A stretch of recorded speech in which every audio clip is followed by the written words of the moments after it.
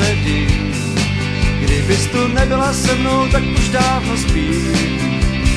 I klid už v ohni nevidím. Zhořel, tak se nenápadně k tobě přitulím. A je mi fajn, buřty jsou snědený a všechny sudy vypitý. Kameny u ohně jsou důkladně poblitý. Všichni uspějí, oni jsou totiž nalitý. Oheň už vnímáme jen my dva, jen já a ty.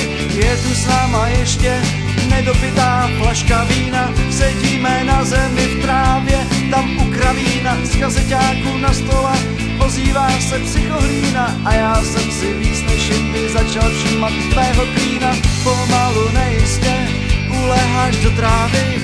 Je celkem zima, dnes to bude o zdraví. To červené víno mi nějak stouplo do hlavy a jen se s tebou líbat už mě pomalu nebaví. Tak marně hledám slova, jak bych ti to měl říct, že už bych s tebou konečně chtěl zkusit něco víc.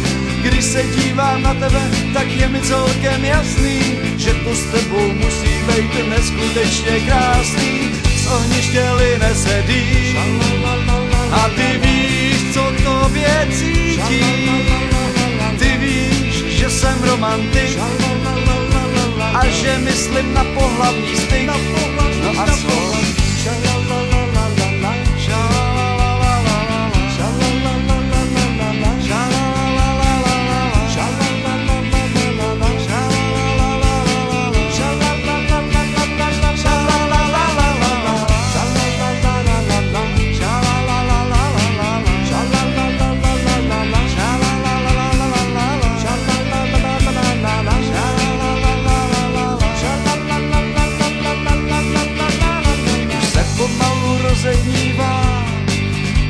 A oheň klidně dohořívá. Slavík si blízko nás zpívá a s úsměvem se na nás dívá.